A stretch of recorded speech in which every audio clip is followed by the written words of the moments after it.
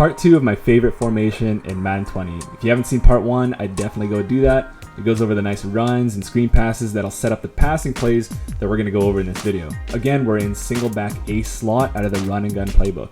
We're going to stay ahead of the sticks with the stretch alert bubble here, halfback dive and a halfback slip screen, and we're going to keep a steady rhythm by calling the bubble on every play and then just making the necessary audibles based off what we see from the defense. But we're also going to have PA boot in our audibles here, so we're going to be able to take some shots when we see them. And we're also going to have smash in our audibles. It's going to be kind of the workhorse progression type passing play in our scheme here.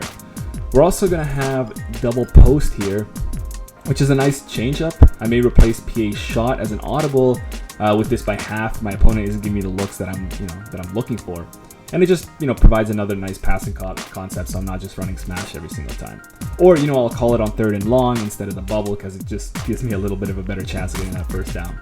So we'll get started with the PA boot right here against the lovely 3-4 odd. So what's awesome about this stretch alert bubble, other than the fact that it provides just some easy yards to get my offense rolling, is that, again, it forces the defense to do things they don't want to do. First of all, they need to be able to defend that on every single play because we're willing to run that on every single play. And if they're not, we're just going to do that and get our easy 10 yards or even more so.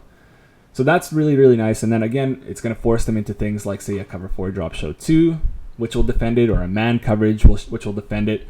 And we have a lot of answers for those things. I showed you a few in the last video, and then I'm going to show you, quite a bit more in this video. But also what's nice about it is that it forces them to not be in baseline. So baseline is something that still to this day a lot of people use, but as I showed you in the last video, if they baseline, we have a wide receiver and a slot wide receiver that's going to be essentially 2-on-1 on the cornerback over there. So the slot's going to be running the bubble, the wide receiver is going to block that corner, and then we have a lot more room to gain, plenty more yards with that bubble as you saw in the last video. So they can't really do that, and what's great about that is it allows us to read the defense much easier. So then when they come out in a cover 4 drop show 2 like this, it's very, very simple to see that, and then we'll just call the necessary play off of that. So again, I've explained this in the last video, but 3-4 odd, you have the nose tackle head up on the center, you have the ends pretty much head up on the tackle, maybe inside shade a little bit. The outside linebacker on the strong side is right up on the slot wide receiver right there. Cornerback's 8 yards off. You have 2 high safeties, and there's nothing else that looks like this in 3-4 odd. So right away, that's that. So, and as you saw in the last video, is that it does a good job against the bubble because that outside linebacker on the slot there doesn't really play on the run. So he's going to be there to make a play on the bubble. So, generally when we see that, we don't want to run the bubble, the stretch alert bubble. So we want to go into something else. And one of those things is the PA boat here. So, this is probably well known already, is that these outside post routes do a good job against cover 4. Not just, the drop cover 4, but also the match cover 4 as well. But you don't really see that too often. And then, you don't really have to do anything here. You can just run this stock, or maybe you can put a drag from Fuller here just to give you a few more options if things break down, or to, maybe just to hold that user linebacker a little bit more, because we don't want him to see what we're doing and then go run there to defend the post. And with this game, you have super speed users, they could definitely go defend that. So you want to just hold them a little bit with the routes underneath, and also the play action is going to do that for you. Now the play action is kind of weird in this one. It's a boot, and you don't want that because that tends to break things down. So what I'll do is I'll just cancel the play action at the point that he's about to hand off to the running back. What that'll do is that it still gets that play fake to hold the user a little bit, but it also doesn't, put me into that weird boot animation. As you see, just like that, get nice. And then I just go ahead and throw that if I have a little bit of arm strength, rack catch that, and hopefully that can be a nice, easy one-play score. So that should be good for at least 1 or 2 one-play scores per game. It also works nice at the end of the half or at the end of the game where people are running this and they think it's kind of a safe defense, a safe prevent type defense, but it's not really, because this, as you saw there, that post can get over the top really, really easily. What's also good about this play action boot play, and this will work out of any similar formations where the tight end is the only guy over here, there's no wide receivers, and it's, you know, it's got to be a play action play as well, is that against base formations, like say a cover 3 or cover 4 out of base formations where the outside linebacker is in the flat on the weak side, we can actually glitch him out. So we can do something like put the tight end on that side on a check release, and then we can put another guy on that side, say even just the tight end on the other side on a drag route. And what that'll do is that the play action will force that outside linebacker to engage with the block, and then you're not going to have any flat defender over there. So you could throw this all day long. Even if they say throw some hard flats out there or some cloud flats, it's still going to work out. I think pass commit will make them not do it, but in that case you could just run halfback dive or something like that. So, you know, obviously we don't want to be exploiting the game mechanics too much, but, you know, if they're in this formation, in this coverage all game, and it's kind of getting annoying for you, that's definitely something you can do. I can also just show it really quick. Probably don't want to spend too much time on it, but out of cover 3, it's going to be the exact same thing. Just like that, nobody in the flat, rat catch that upfield, and get a few more yards. So against cover 0, so you see a lot of this stuff, the pinch box 0 out of 3-4 odd, where they're running that. They'll press coverage, and a lot of times they'll even shade up. Doesn't matter what they do, whether they press, whether they stay backed off, whether they press with a shade, whatever they do, this post route over here is going to get open. Now, what you're going to want to do is max protect. And what I'll do is that I'll make sure that at least one of these tight ends is on a check release route. So that's very important, and I'll actually come back to that after I show this play. And then with the slot right here, I'll probably just run a drag, just to maybe hold the defender, the user defender a little bit more.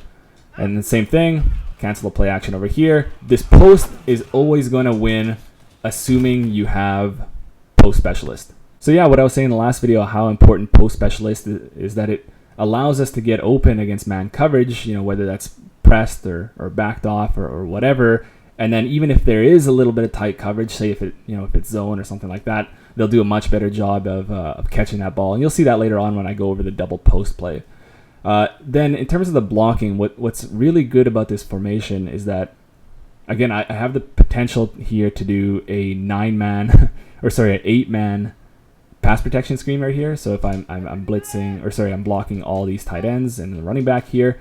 And what that does, other than the fact that it gives me more time to throw this post here, is that the user defender, say if he's here, is really going to bite on the play action because he doesn't see any routes going up, because you can't see the other 2 wide receivers. They're off the screen. But he can see everybody else who's pretty much blocking. So it really looks like a run play, and that'll get him to bite down a little bit. And then we'll have, again, every single time, we'll have that post over the top. And hopefully we can get a little separation so we don't get tackled after the catch, but, you know, sometimes he will. And the reason why I don't max protect, why I keep one of these guys in a check release, and I've gone over this before, is that if you do max protect against man coverage, against these cover 0 blitzes, it's going to cause the man coverage defenders to essentially blitz the quarterback, and then they'll usually always have a +1 on you. So usually one guy will always come through. In this case, they're all going to just essentially spy. So you're taking those guys completely out of the play. They're not in coverage. They're not going to blitz, and so you should have all the time in the world to throw that post. Plus, you're going to have more space to throw that post. One thing is that if you do this a few times, and you know, I'm able to do this, 2 times per game at least, even against the better players. Sometimes they will catch on it, and so they'll see that, and then they'll go back with their linebacker, their 100-speed linebacker, and then go, make a play on that post. But you can do other things, like you can sacrifice one of those tight ends. You still have 7-man protection in this case, but you'll have this tight end coming across on the drag who's not going to get bumped by his guy, and he should be able to beat the safety over here for at least a moderate gain. Or, even you don't even really need that. If you're doing this, if you're seeing this press shade up type of thing that most, people that are running this are doing, you can still block everybody and just run the drag across with the slot wide receiver over there. So if the user catches on the post, you throw the drag underneath. If he stays down on the drag, you throw the post. So you'll see you'll get some nice separation over here. You should be able to turn that upfield from there, and then get a few more yards than you would as with a tight end. So the last thing we're going to do with this play is against cover 2. Against cover 3, there's nothing really there, so I wouldn't bother. But against cover 2, we do have the ability to exploit that backside safety a little bit. So what we'll do is we'll just put the tight end over here on a blocking assignment, and then we'll run it as is, and you'll see the backside safety here kind of bugs out and does nothing, and then we can just hit him over the top for an easy one play score as well. So, you know, that's another bit of an exploit, but if you see cover 2, and cover 2 is pretty obvious to see, this can be an option for you. Just make sure that this tight end is blocking, and make sure that you have no routes going to the right. And this is something you can do out of a few other formations. You just need to make sure, again, you have the route set up like I said, and then you should be able to kind of bork that guy out for an easy one-play score. Now, if I were to do the exact same thing, so leave everything the same, but put Fells on a flat route, you'll see that the half safety over there does a much better job of gaining width and depth. He doesn't come inside and get hit, though, you know, you could hit that right up the middle if you want as well. Of course, this won't work if this middle linebacker is in a deep third here, but what I will say is that, I mean, first of all, I don't see a lot of cover 2 against this formation, but if I do, it almost never has this deep third middle linebacker here, and the reason why is because I have 7 blockers here for my halfback dive play. If I'm running the halfback dive, and if this guy is in a deep third, I'm essentially 7 against 5, which is, you know, almost impossible to defend if you have an extra 2 blockers. So you should be able to get at the bare minimum 6 yards from there every single time. But yeah, if they're running this middle linebacker in the deep third here, it's something you don't really want to do. So if you know, if it's at the end of the game where you need a score, or if it's, you know, 3rd and long, 4th and long, the chances that they'll put that guy in a deep third are a little bit more likely. So, you know, you probably won't be doing as well with that. But if you're like 2nd and short or something like that, you see cover 2 where they're, you know, where they need to actually set up a run D, this could be an option for you. So I'll show you here. The safety still gets bugged out, but the middle linebacker there kind of just messes everything up. In that case, almost made the catch, but yeah. It will be good against, you know, some of this stuff, like this heavy cover 2 blitz stuff, where they're sending 6 guys over here, and then they're just trying to defend the entire middle with their one vertical hook here. But what's good is that they're sending 6 or blocking 8. So we're going to have that covered, and then we're going to have nobody over there to cover the post. And we'll just lob that over the top. And again, that'll be a nice option for you. So now we get to the smash play, which is going to have options to the left, up the middle, and to the right. So we're just going to go ahead and show you against cover 3 to start off with here, out of the 3-4 odd. And one of the easiest possible things that you can do is throw this tight end corner route over here to Fells. So what's going to happen is that outside linebacker is going to come down on the table route, and the corner route is going to break underneath the corner, and you should be able to get easy 10 yards or 15 yards every single time. If they throw cloud flats out there, it does a much better job at, you know, defending the corner route, but you can dump it off down here and get, you know, 3 or 4 yards with the halfback if you want.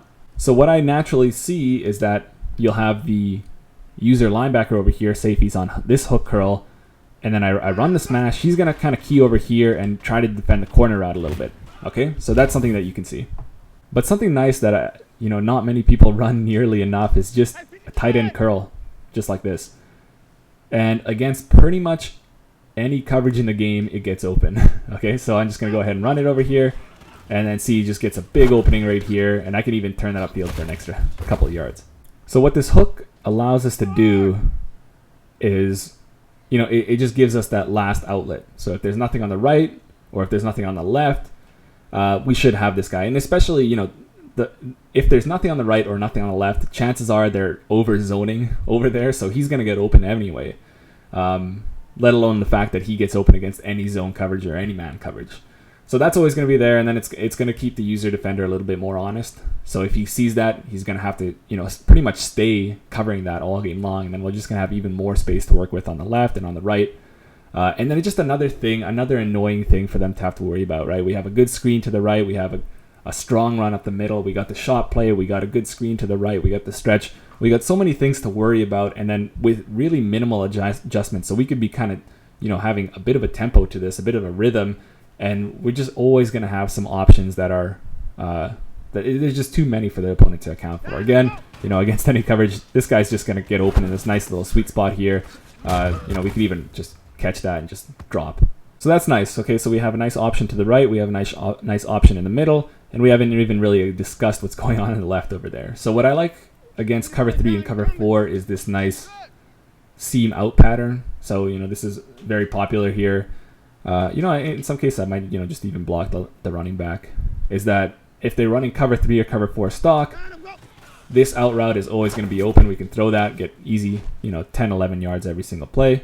And then if they're doing something like putting cloud flats on the field to try to defend that, which, does a good job, but that guy has to immediately leave the seam route. And what's really nice about running this under center is that we can get the ball out really, really quickly, right? So against shotgun, if you're running this in shotgun, it's going to take you a couple seconds to get the ball from the center.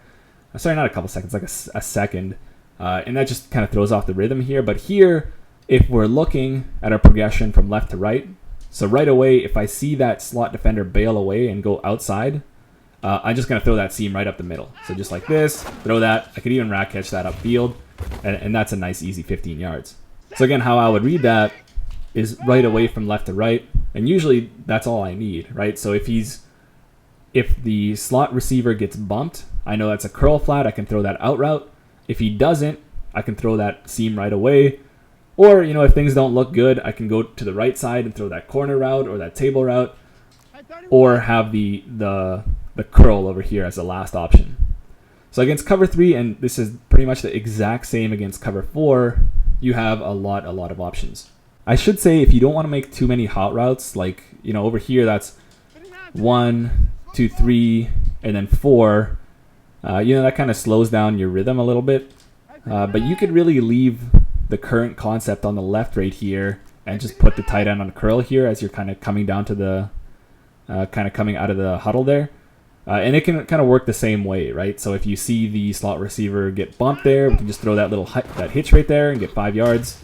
5 yards is still pretty good. And then that corner route here can pretty much work as the seam right here. If we don't see him get bumped, again, we can just throw that upfield and get an easy 15 yards.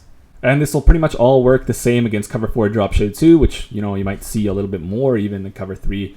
The only the different thing about this is that this is one of the few plays, maybe the only play in the game, that if they're running cloud flats, you can still throw that out route because this outside linebacker here will interact with the slot wide receiver. So if it's cover 3, you won't be able to throw that out route, but in this case, you can. See, he kind of interacts with him and gives us just enough clearance over here to throw that every single time. However, if they are smart and just go shade up without the shade down and shade up, so you have a shaded up curl flat, in that case, it does a good job of defending this out route, but then again, we can just see that and throw this. So I would still be, weary about that, but it happens a lot less. So again, we can go over here and throw this curl route, which is going to be open every single time. And we can throw this corner route over here, assuming they're not in the cloud flat. It's just a little bit tighter. So that's cover 3 and cover 4. Now to the pesky cover 0, where we have a lot of options as well. So we could just see this and go ahead and run the PA shot play. But, maybe if we're not a little bit comfortable with that, or if we're a little bit closer to the end zone, we have a lot of nice options here as well. And really, one of the best ones is just this corner route from the tight end over here, who's going to get a lot of separation on whoever's covering him. One thing, you just want at least one of these guys in to block, maybe both in, but you want at least 6 blockers here to defend that cover 0, and you'll see the nice amount of separation you get here. Rack catch that, and if you have somebody really fast, this guy really isn't the fastest, you can get even more yards. Other options, we don't just need to run this corner route every time, though, if you're coming up against somebody that isn't really good, this is going to be a nice option for you. What's really good is that, say, I'll run that bubble against zone coverage, and then they'll come to this thinking that it's going to, stop that, but immediately I'll just come over here. Don't even really need to block anything because it's so quick. Just run this corner route over and over again, and so that'll cause them to do some things. So likely what'll happen, because, usually these guys are over here on the running back, because usually if they're coming in with their all-out blitz, usually the running back is going to be blocked. Is going to be blocking. So what they're going to do is they're going to be on him, but maybe keying the corner route a little bit. So they're going to be, they're probably not going to move him like this, but just for demonstrations, you know, you can put this guy into block, and then again, the tight end hook here cannot really be guarded. So just like this, in that case, again, easy 10 yards. Or very similar, if they're coming out in the stuff and they're doing the press, and if they're really good at blitzing, and maybe you want an extra guy into block, so we're blocking the running back, blocking the tight end here. We have the corner over here. It's going to be a nice little option. At the very least, it's going to bring the user out there. But we still have these two wide receivers over here. So one thing we can do is we can do a hitch from the slot wide receiver and then smart route him. So what that'll allow us to do is get 10 yards up the field without getting bumped by that cornerback. And we'll just allow him to make his break, throw a low ball right here, and that's going to get open every single time. So you can see we have a lot of options here, and that's not even, you know, maybe that's just half of them here. We have so many different things we can kind of go over here. Because, you know, it is, at the end of the day, a pretty good defense. So, you know, I had to spend a lot of time cooking up what we got to do against it. Other things, I've showed this before, is that you can do a comeback route from the wide receiver over here. We can do, say, the hitch over here, and then, you know, you could even max protect just for the purposes of demonstration here. If I see press coverage, and if they're not shading up, which, you know, you don't know what they're shading, but I'll at least try it once a game just to see what they're doing. If they're not, and this is something I like around the 20-yard mark, because maybe they're not shading up because they're not really worried about getting beat over the top. But with a comeback route, if he has the release and deep route running thresholds, I forget what those are. I talked about them in an older video. But he can beat that corner around. You can throw a, you know, forward pass lead, and you can go over here. And again, that's going to be an easy one-play score for you. If they do shade up, that cornerback does a much better job of playing that, as you can see, and you'll need to kind of get a feel for it, whether you're going to be able to throw that or not. Once you get a feel for that, you'll be able to see that you don't, and then but you can just wait for that comeback to, you know, break off, and you can throw that underneath. So what I do actually, and I didn't talk about this in the last game, but what I'll do. If my primary reads are to the left, like say with the bubble or with the seam and the out, or in this case, what I'll do is I'll back out. So let me just wait for this to kind of come down. I'll press triangle, and then I'll press R3, so I get this kind of zoomed out view, so I can immediately see what's going on. So again, just like this, shade up, I see that I can't really throw that, but if I have time in the pocket, I can wait for him to break off, and I can get yards that way as well. So you got a lot of options. Okay, last couple of things against cover 0. If you have faith in your pass protection, so i.e. your running back here, you can also do a little bit of a mesh over here with your tight ends. What's good about it is that, you know, they don't get bumped, right? They don't get press coverage. They're against these safeties here. So they should be able to get free on that drag route, and then they got a little bit of leverage on those guys as well. So both of them should get free. Mind you, these aren't the fastest guys. In Ultimate Team, you'll probably want to go get the fastest guys that can get some actual separation. And then the user defender can only pick one. So if he goes to the right, you go left. If he goes to the left, you go right. And it'll look something like this. Go ahead and throw that. And that should be a few yards for you if these guys weren't really, really slow. So that's not really my primary way of attacking man coverage here, but it definitely is an option for you because, again, you want to keep things moving. You want to keep things changing because if you have one or two plays, it's really easy to defend those. If you have 10, 15, 20 different things, it's almost impossible to defend all of them all. So I'm just giving you as many options as I possibly can. One last really great way of defending cover 0 plays out of this formation is just motioning out this guy. So what that means is that safety will come out there to guard him, but if they're in press coverage, the safety doesn't come down. The corners do, but the safety can't come down and play press. So then you can go ahead and block this guy. You can do whatever you want over here. And what I'll do is I'll put the tight end on a slant here. You can also do this with the running back, except he's maybe not as good catching, but he'll be a little bit quicker, so you can run after the catch. So you'll just go right here. You don't get bumped. You get some separation here. You run that slant. You get at least 10 yards with the tight end, maybe more with the halfback. And we'll just go ahead and show you with the halfback. So motion him out. The safety comes out there. Put at least one of these guys out to block. And you'll see he gets a lot more separation here. You can run after the catch, do all sorts of good stuff. But something you should really watch out for, and here's where it gets really nice, and especially in the red zone here, because this is when people tend to do this, is if they're moving these guys around. So say if they take this the safety here that's on the tight end. They're moving him down to, create an even tighter box here. But once they move this guy, and if I motion the guy that he's manned up on, he won't actually move on him. So if I go ahead and motion him out here, he's going to be wide open. And since things are moving so fast, and the user defenders don't necessarily want to get off of their linebacker here, and then, who might be mugged up in the A-gap here, trying to get some of those guys to commit, what I found is usually they just leave him there.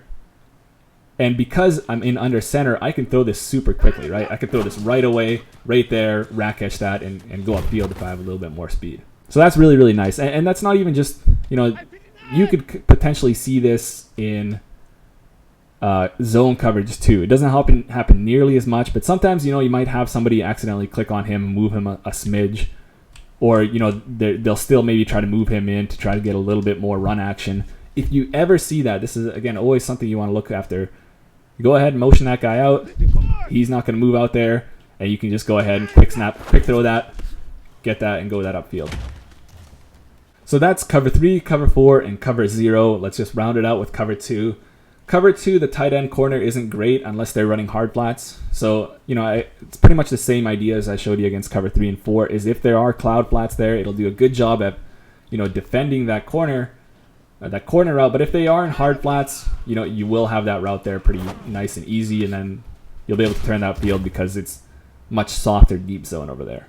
Smash on the other side is a great cover 2 beater. So you can go over here. If we get cloud flats, we can throw this underneath, get easy 5 yards, maybe 6 yards.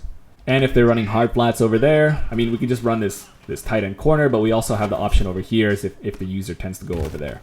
Other options, and I think I showed this before, is similar to the cover 0, is you can run a comeback route over there with the wide receiver, assuming, again, he beats some of those thresholds. Maybe put a flat from the slot wide receiver over here, maybe add an extra blocker.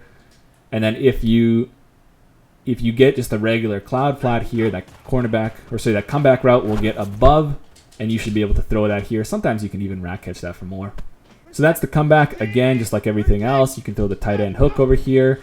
I don't have a middle third here, but he'd get even more open against that. In this case, just the easy 10 yards. And then never underestimate the power of just a simple seam route from your tight end, especially against these guys, again, that are just blitzing like crazy. Maybe this guy's over here trying to defend the corner route a little bit over here, and then you have a seam.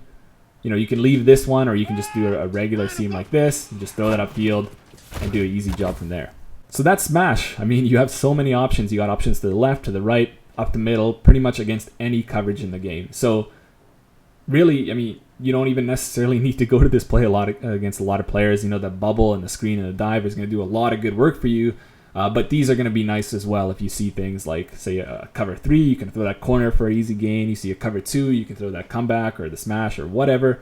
Or you see cover 0, you can throw 100 different things. So it's a lot of nice options for you that'll keep you going and keep you winning games. And very quickly, the last thing I want to go over here is this double post play. This post route is really nice if you have the post specialist, and you really should for this formation to work out, because again, you want that post shot, the PA post shot, and then this one's really good as well. So what I'll do is I'll just put the slot wide receiver over there on a flat route.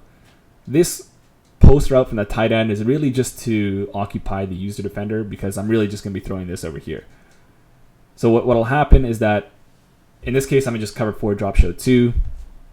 I can, try to squeeze this in against any sort of curl flat. What I'll do is I'll just throw the flat route here. And usually that's a really, really easy 9 or 10 yards. If I'm getting any sort of shade up, shade down, cloud flat business, then that's when your post route really opens up. So I'll go ahead and throw that, and then you can just rack catch that, because nobody's going to be able to hit that out of your hands because you got that specialist ability. So again, you can see that flat defended there, and I can just go ahead and throw this every single time. And as long as you're there first, you're going to come down with the catch. Against cover 2, it's not really going to work so much.